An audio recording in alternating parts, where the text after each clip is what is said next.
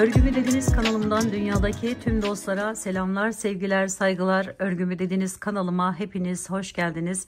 Bu videomda mozaik tekniği kullanarak yapmış olduğum bu güzel motif çalışmasının nasıl yapıldığını sizlere anlatmak, paylaşmak istiyorum. Umarım sever ve beğenirsiniz. Beğeni ve yorumlarınızı videomun alt kısmında yapabilir. Ayrıca paylaşımda bulunarak daha çok kişilere ulaşımını sağlayabilirsiniz arkadaşlarım. Modelimizi, motiflerimizi dilediğiniz bütün motifle yapılabilecek projelerinizde rahatlıkla kullanabilirsiniz. Örneğin bir hırka yapımında, battaniye yapımında, yatak örtüsü yapımında gibi arkadaşlarım. Evet, şimdi hemen modelimizin tanıtımına, yapımına geçelim istiyorum. Şöyle bu modeli yaparken Nako Waltz'in şu şekilde bir ipini kullandım arkadaşlarım ve bir de batik ip kullandım. Nako Waltz'in düz rengini bulamıyorum arkadaşlar maalesef. O yüzden böyle ona uyabilecek şöyle batik bir düz bir ip kullandım. Şimdi ise her yerde bulabileceğiniz Alize Cotton Gold'un şu ipleriyle yaparak sizlere anlatmak istiyorum. Özellikle düz bir ip tercih ettim ki 2 tane düz ip bunlarla daha rahat anlaşılsın diye. Hemen modelimizin yapımına geçelim arkadaşlarım. Şöyle bir halka yapıyoruz öncelikle. Şurada bir düğüm oluştu. Evet, tığım ise 3 milim, diğerinde de aynıydı. 3 milim tığ kullanarak yapacağız arkadaşlar. Evet, şimdi girişimizi yaptık. Sonra şöyle tutuyoruz. Bir tane ilmeği çıkarttım, bir zincir çekiyorum. Şunu da kenara alayım. Sonra içine giriş yaparak bir tane sık iğne yapıyorum. Daha sonra 1-2 zincir, her bir köşemiz için 4 tane bu şekilde yer yapıyoruz. 1-2, bir tane sık iğne, 1-2, bir tane sık iğne. Sonra birleştiriyoruz. Bakın 1-2-3, bu da 4. köşemiz olacak. Ve aynı zamanda ip değişikliği de yapacağız arkadaşlar. Şimdi şu köşeyi, yani şurayı, ortayı yapmış oluyoruz böylelikle. Şimdi burası önemli. Buradan şöyle üzerine alıyorum. Bakın şuradan şu şekilde girişimizi yapıyorum. Alttaki fazla ipimi de aldım yukarıya ve bunu çekiyorum bu şekilde. Sonra diğer ipimizi alıyoruz hemen.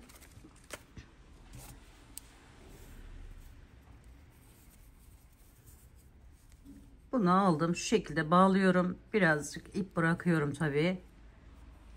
Şu ikisini de birlikte. Ve arkadaşlar şöyle tutup bu yerden girişimizi yapıyoruz. Bir tane sık iğne yapıyoruz buraya. Sonra hemen yanındaki yerden şöyle alalım. Sık iğnemiz var. Bakın yanındaki sık iğnemiz, hemen içerisinden arka kısmından giriş yapıp bu şekilde alıyoruz. Sonra köşeye geçtik. Köşeye önce bir tane sık iğne yapıyorum. 2 zincir çekiyorum. Tekrar diğer sık iğnemi yapıyorum. Fazla iplerimi keselim ki kafamızı karıştırmasın.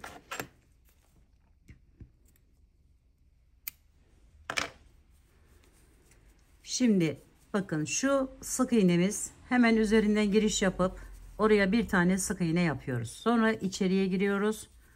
2 zincir çekiyoruz ve tekrar sık iğnemizi yapıyoruz. Yani 3 tane sık iğne ile bütün etrafını çeviriyoruz arkadaşlar. 1-2 zincir, tekrar diğerini. Son olan yere geldim. Bakın alıyorum, yine sık iğnemin üzerinden giriş yaptım. Hemen köşeye geçtim. Köşeden de aynı şekilde sık iğnemi yaptım. Üzerine bir aldım. Bakın şuradan girişimizi yapıyoruz. Alttaki bu ipimizi yukarıya doğru aldık. Şöyle tamamlıyoruz. Hepsini birlikte çekiyoruz. Burada zincir çekip dönmek ya da şu aralarda artışları çıktığımız yerler belli oluyor arkadaşlarım. Bu şekilde yapmazsak, ondan dolayı böyle yapmak istedim. Evet, şimdi diğer rengimi alıyorum, hemen buradan geçiriyorum öncelikle. Sonra buradan giriş yaptım. Bir tane sık iğne buraya. 3 tane vardı zaten, sayıyı 5'e çıkartacağız. Bu sık iğnelerimizin hemen üst yerlerinden şöyle giriş yaparak 1 2 3, az önceki 3 tane alttaki yaptığımız yer, bir de burada 4. Şimdi 5.'yi de yapıyoruz. 1 2 zincir çektik, tekrar devam ediyoruz.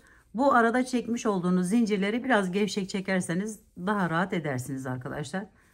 Şöyle yine aynı şekilde devam edip buraya da bir tane sık iğne, 2 zincir, tekrar sık iğnemi yaptım, devam ediyorum.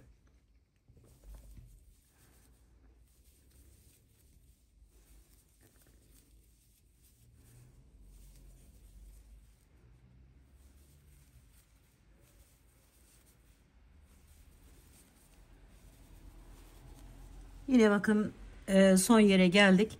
Burada diğer ipimi alıyorum hemen. Pardon, bunu önce bağlıyorum. Diğer tarafa üzerine aldım. Buradan giriş yaptım. Bunu da yukarıya doğru aldım. Şöyle birleştiriyorum. Şimdi burada şöyle bir tane buna bağladıktan sonra hemen arkadan giriş yapıyorum. Ve buraya bir tane sık iğne, 1 2 3 tane sık iğne yaptım. Üzerine bir aldım. Bakın şu ortadaki sık iğnem, hemen onun üzerine, aynı renk olanın üzerine giriş yapıp buraya bir tane ikili trabzan yapıyorum. Sonra devam ediyorum. 1 2, zincirimizin bakın üzerinden hemen şuradan giriş yapıyoruz. O yüzden gevşek çekin diyorum arkadaşlarım. Şu aradan değil. Hemen şu üstünden giriş yapıp buraya bir tane sık iğne de buraya yapıyoruz. 2 tane zincir çektik. Sonra tekrar bakın şöyle aldım. 1 2 3 tane sık iğne yaptım. Üzerine bir aldım. Aşağıya inip bir tane ikili trabzanımı yapıyorum. Sonra 3 tane sık iğne ile devam ediyorum. 1 2, zincirimizin içinden şöyle girişimizi yapıp sık iğnemizi yapıyoruz. 1 2 zincir, tekrar 3 tane sık iğne,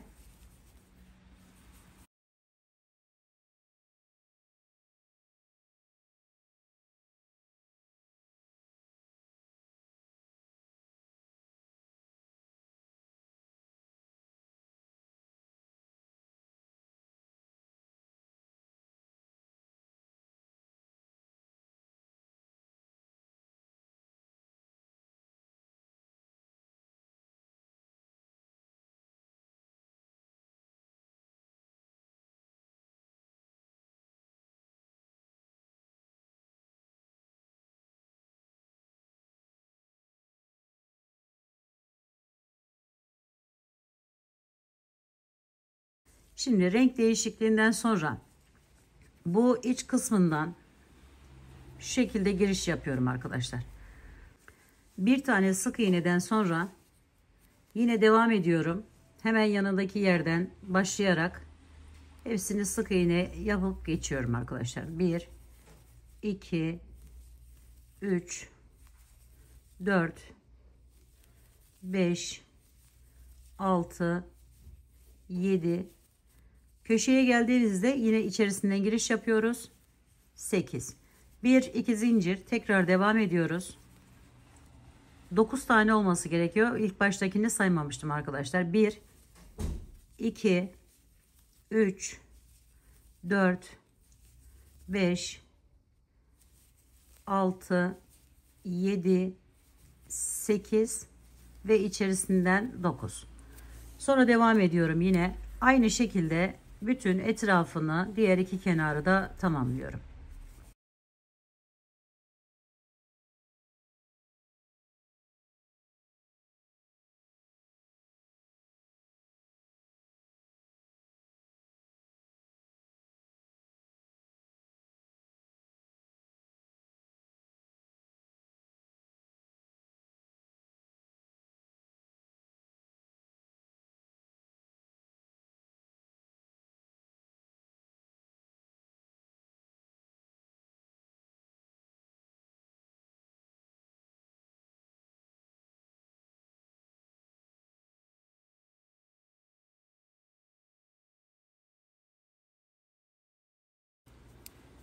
Şimdi diğer rengimize geçiyoruz hemen.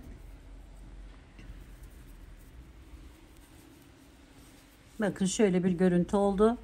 Burada hemen arkasından yine giriş yapıp bir tane buraya sık iğnemi yapıyorum. Sonra yanındakinin üzerine 2 ve 3. Sonra arkadaşlarım bu araya 5 tane ikili trabzan yapıyorum. Bakın şuradan başlıyoruz. Bunu üzerine sık iğne yaptık. Şuradan başlayıp 5 tane sık iğne yapıyor. İkili trabzan yapıyorum. 1 2. Bu ikili trabzanları dilerseniz bu şekilde alabilirsiniz. Dilerseniz şöyle alabilirsiniz. Bu biraz daha benim için zorlayıcı olduğu için şöyle alarak devam ediyorum. 3 4 ve 5.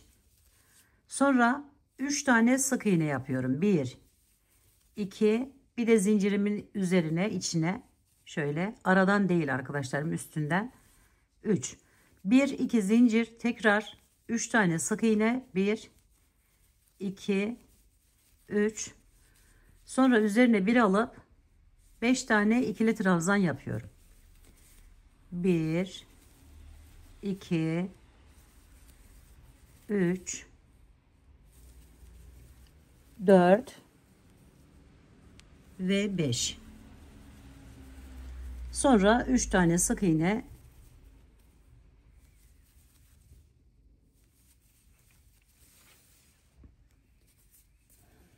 iki zincir, tekrar aynı şekilde 3 sık iğne, 5 ikili trabzan, 3 sık iğne şeklinde diğer tarafları da tamamlıyoruz.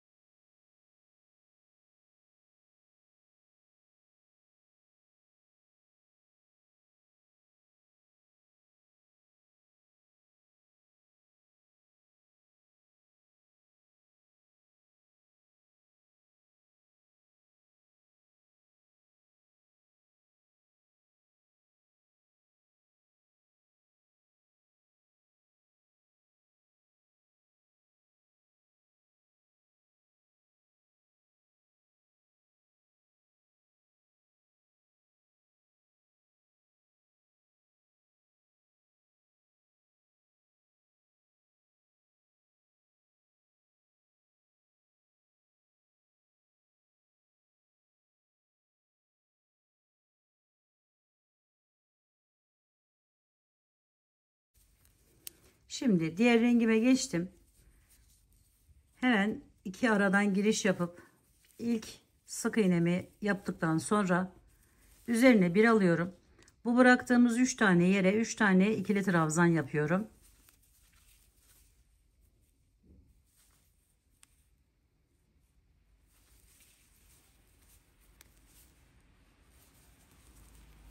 Sonra aradaki beşli ikili trabzanlarımın üzerine sık iğne ile geçiyorum.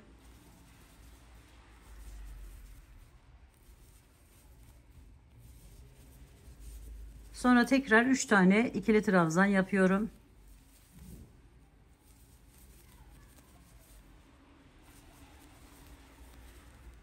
Sonra bakın aradan giriş yaptım ve buraya bir tane ikili trabzan yapıp 2 zincir, bir sık iğne, tekrar 3 tane.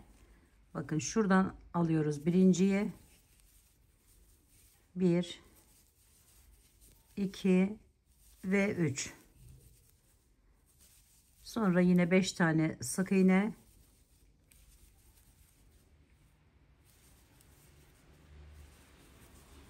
Tekrar 3 tane ikili trabzan yapıyoruz.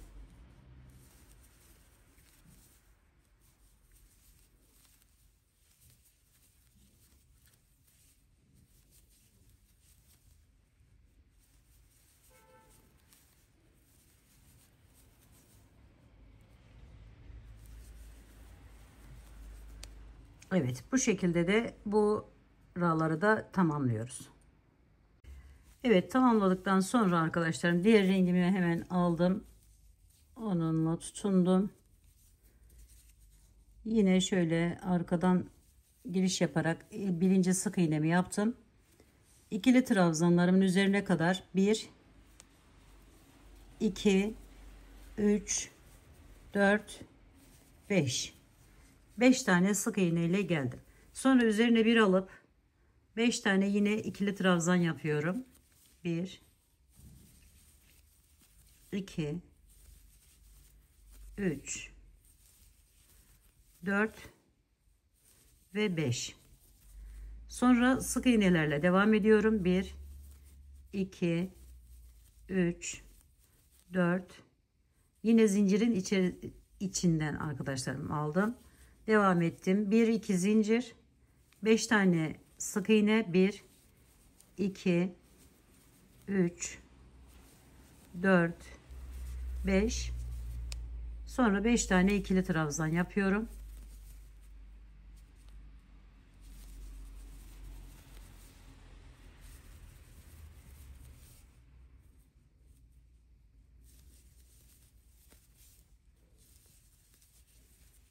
Sonra 5 sık iğne ile devam ediyorum. Diğer iki kenarı da aynı şekilde devam edip tamamlıyorum. Evet, şöyle bir görüntü elde ettim. Şimdi diğer rengime geçiyorum. Burada yine şu aradan giriş yaparak bir tane sık iğnemi yaptım. Sonra buradan başlıyorum. 1 2 3 4 tane ikili trabzan yapıyorum arkadaşlarım. Sonra buradan başlıyorum. 1'e 3 tane, pardon, burayı sık iğneler ile devam ediyorum. Toplamda 5-7 tane sık iğne yapıyorum buraya. 2 3 4 5 6 ve 7. 7 tane sık iğne ile geldim. Sonra üzerine bir alıyorum. 4 tane ikili trabzan yapıyorum. 1 2 3 ve 4. Sonra ortadan giriş yaptım. Bir tane sık iğnemi yapıyorum. 2 zincir çektim. Bir tane sık iğne. Sonra 4 tane ikili trabzan. 1 2 3 ve 4. 7 tane sık iğne. 1 2 3 4 5 6 ve 7. Sonra 4 tane ikili trabzan. 1 2 3 ve 4. Sonra bir tane köşeye 2 zincir ve aynı şekilde devam edip bu rengimizle de bu sıramızı bu şekilde tamamlıyoruz. Şöyle bir görüntü. Evet, devam edelim şimdi. Evet, burayı da bu şekilde tamamladıktan sonra şimdi diğer rengime geçiyorum. Hemen birinci sık iğnemi yapıyorum. Şöyle arkadan giriş yaparak.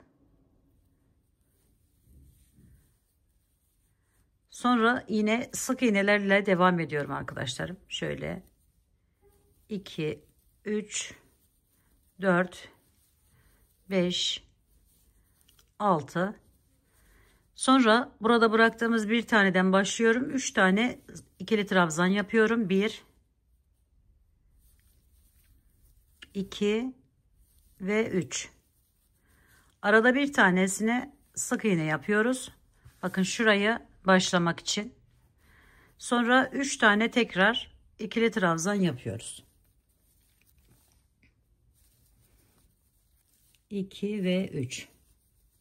Sonra yine sık iğneler ile devam ediyoruz.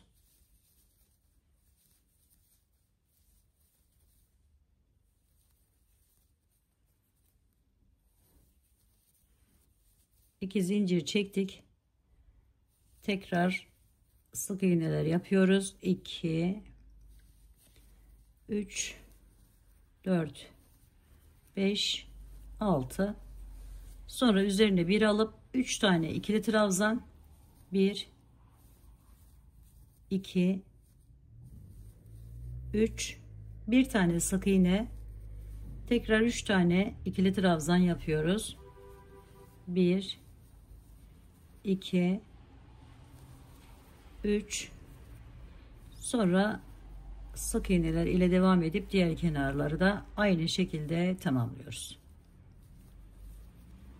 6 tane sık iğne yapıyoruz arkadaşlar buraya. Evet, bakın şöyle bir görüntü elde ettik. Şimdi diğer kenarlarda aynı şekilde devam edelim. Şimdi diğer rengime geçiyorum. Hemen bir tane sık iğnemi yaptım. Üzerine bir alarak 6 tane ikili trabzan yapıp devam ediyorum arkadaşlar. 1 2 3 4 5 ve 6. Sonra buraları 3 tane sık iğne ile geçiyoruz. 2 3, sonra üzerine bir alıp bu ortada bıraktığımız boşluğa bir tane ikili trabzan yapıyoruz. Sonra yine 3 tane sık iğne ile devam ediyoruz. 1 2 3 ve tekrar 6 tane ikili trabzan yapıp devam ediyoruz. 1 2 3 4 5 ve 6. Sonra sık iğnemizi yapıp 2 zincir çekiyoruz. Tekrar sık iğne yapıp 6 tane ikili trabzan yaparak devam ediyorum. 3 tane sık iğnemi yapıyorum. Bir tane ikili trabzan ortaya, tekrar 3 tane sık iğne, 6 tane ikili trabzan yapıp devam ediyoruz. 1 2 3 4 5 6. Sık iğnemizi yapıp diğer kenarları da bu şekilde tamamlıyoruz. Bakın şöyle bir görüntü elde edeceğiz. Evet arkadaşlar, şimdi diğer rengime geçiyorum.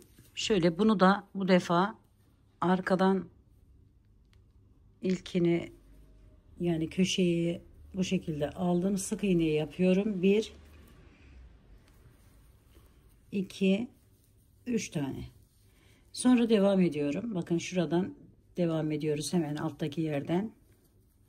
1 2 3 4 5 ve 6. 6 tane ikili trabzan yaptım. Bir tane sık iğne yapıyorum. Hemen bu boşluğa bir tane ikili trabzan yapıyorum. Buraya 3 tane sık iğne yaparak devam ediyorum. Şöyle 1 2 3. Sonra tekrar bir tane ikili trabzan yapıyorum. Bir tane sık iğne yapıyorum ve 6 tane ikili trabzan yapıyorum. 1 2 3 4 5 6.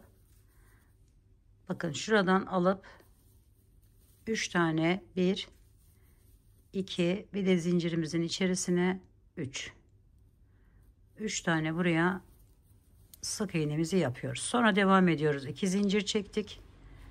3 tane sık iğne, 1 2 3, 6 tane ikili trabzan yaparak devam ediyoruz. 1 2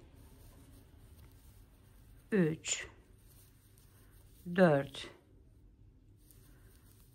5 ve 6. Sonra bir tane sık iğne, bir tane ikili trabzan, 3 tane sık iğne, 1 2 3, bir tane ikili trabzan, bir tane sık iğne, 6 tane ikili trabzan,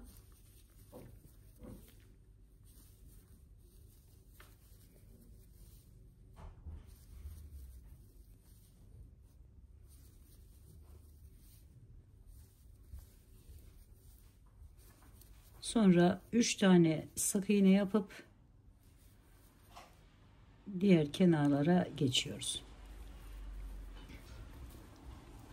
Bakın şöyle bir görüntü elde ediyoruz. Evet, bu sırayı da bakın bu şekilde tamamladım. Şimdi diğer rengimi alıyorum. Bu defa normal bir şekilde şu aradan, bakın zincirimizin içerisinden değil, bu aradan giriş yapıyorum.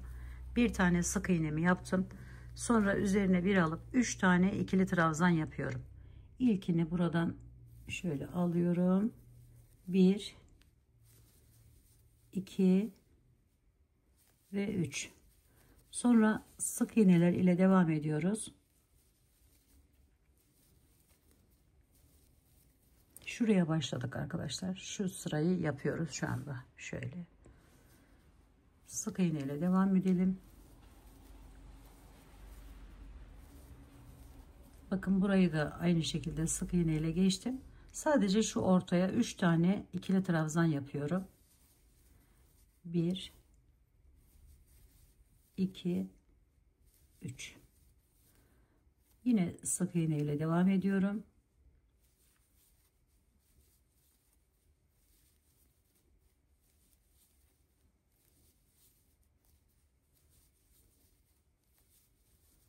Yine bu köşeye geldim. Buraya yine 3 tane ikili trabzan yapıyorum. 1, 2, 3. Sonra köşeden normal bir şekilde girişimi yapıp sık iğnemi yapıyorum. 2 zincir çektim. Aynı şekilde devam ettiriyorum. Bir tane ikili trabzan, sık iğneden sonra 3 tane ikili trabzan,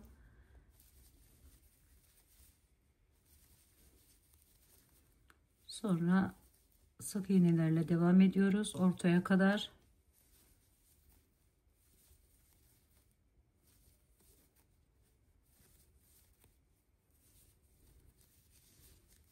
Şimdi 3 tane ikili trabzan yapıyorum buraya.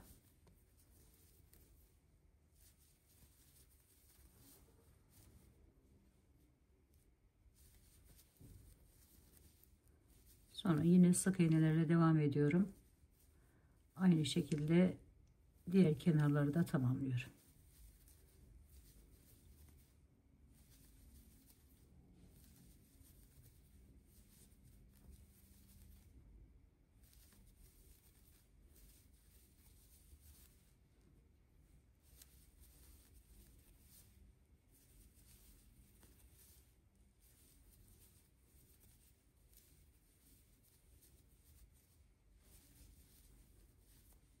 Şimdi diğer rengimize geçiyoruz. Bu sırayı tamamladık. Bununla arkadaşlarım şöyle içerisinden normal bir şekilde, zincirin içerisinden değil de normal alıp birinci sık iğnemi buraya yapıyorum. Sonra devam ediyorum. Sık iğneler ile şöyle hemen yanındaki yerden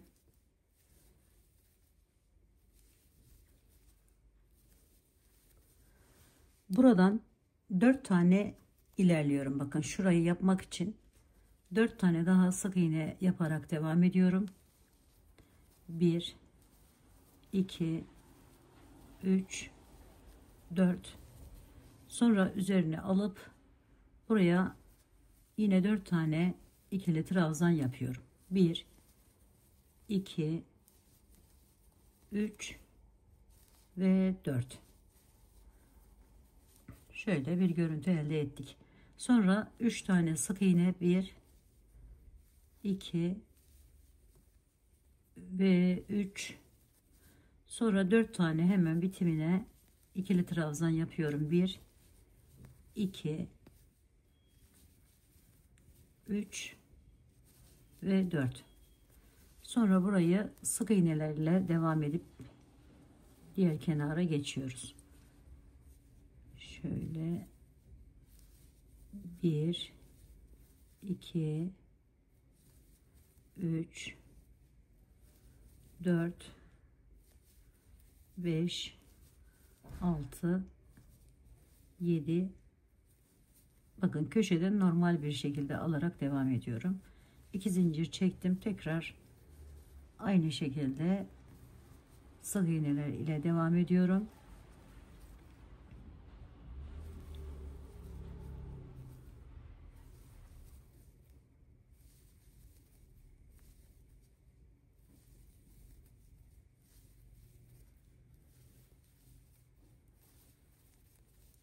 Kalan 4'e ikili trabzan yapıyorum.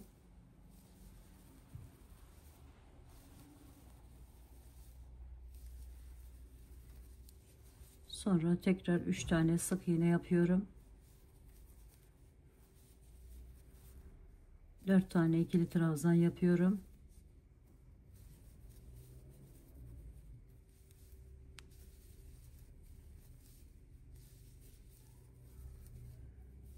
Sık iğneler ile devam ediyorum.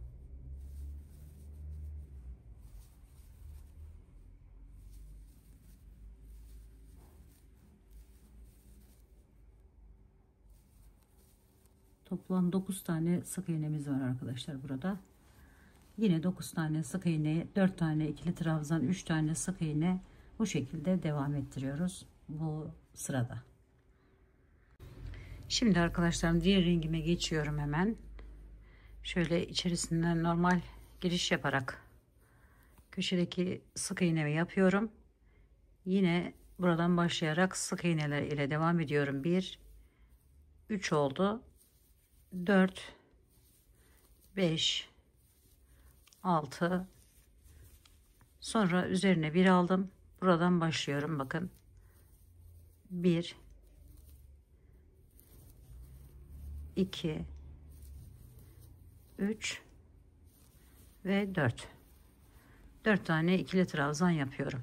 Sonra bu dördün üzerine sık iğne ile devam ediyorum.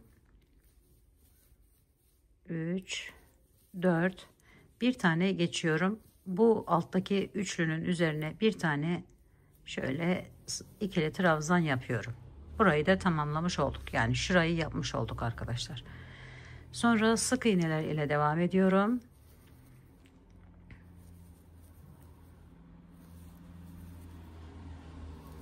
Toplam 5 tane sık iğnem var. Üzerine bir aldım. 4 tane ikili trabzan yapıyorum buraya.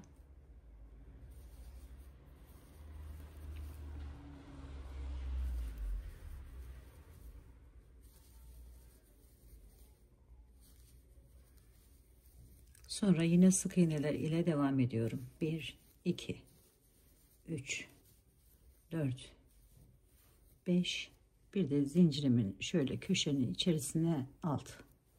2 zincir çekip aynı şekilde devam ediyoruz.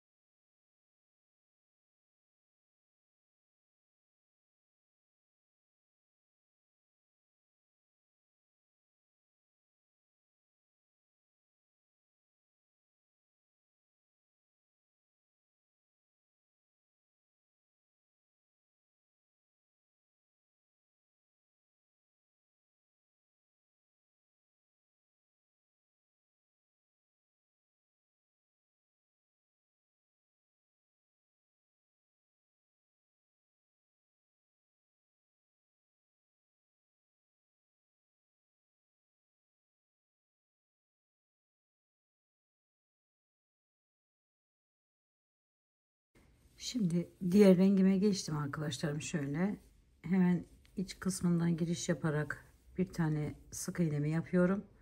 Sonra sık iğneler ile devam ediyorum.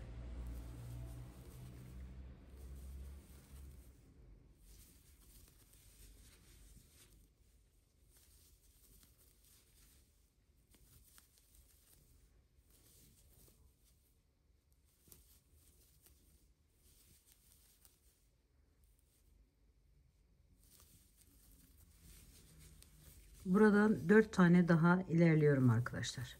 1 2 3 ve 4. Sık iğnelerle geldikten sonra buraya bir tane ikili trabzan, bir tane sık iğne, tekrar bir ikili trabzan daha yapıyorum bu tarafına. Şöyle. Sonra yine sık iğneler ile devam edip diğer kenara geçiyorum.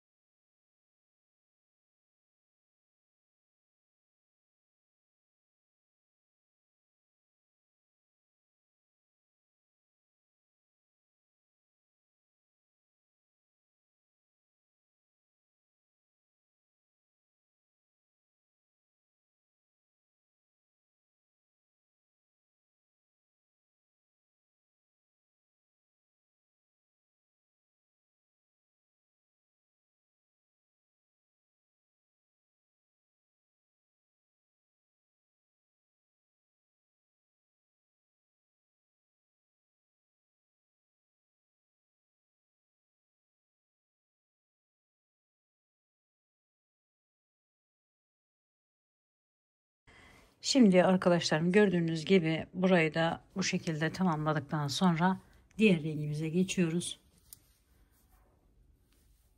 Yine sık iğneler yaparak devam ediyoruz.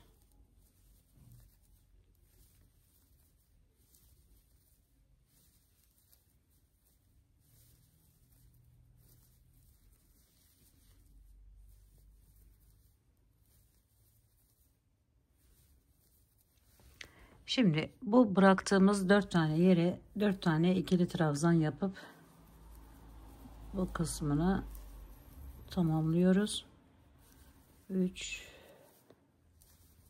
4, sonra 3 tane sık iğne yapıyoruz. 1 2 3, sonra tekrar 4 tane ikili trabzan. 1 2 3 ve 4. Sonra sık iğneler yaparak diğer kenarları da aynı şekilde tamamlıyoruz.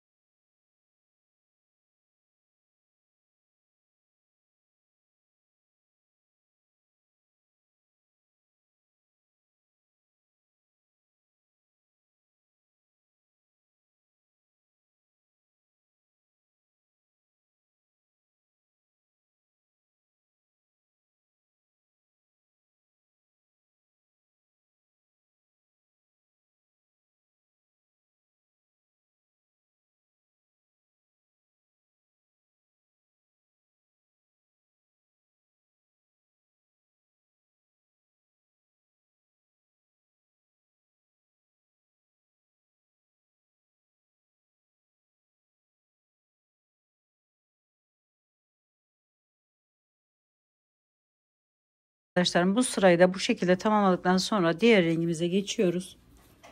Onunla yine şöyle iç kısmından, yani köşeden normal giriş yapıp hepsini sık iğne ile geçiyoruz. Hiç ikili trabzan yapmadan sadece köşelerde normal alarak şöyle devam edelim. Hepsini sık iğne yapıyoruz bu sırada.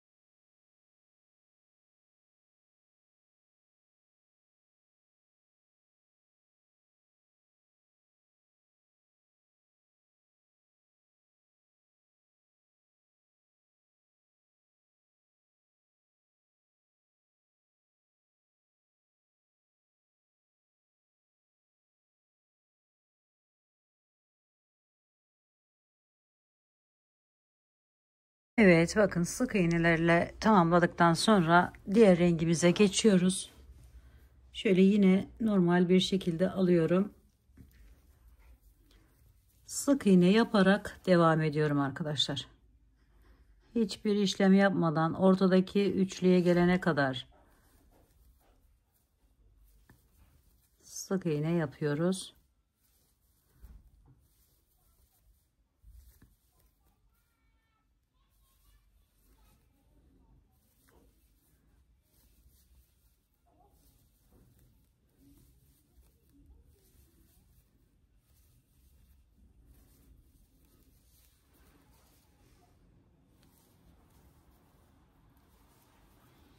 Şimdi bakın, bu 3'e geldiğimde üzerine alıp 3 tane ikili trabzan yapıyorum. 1 2 3 ve burayı bakın şöyle tamamlamış oluyoruz bu daire gibi giden yerimizi. Daha sonra yine sık iğne yapıyoruz ve diğer kenarları da aynı şekilde tamamlıyoruz arkadaşlar.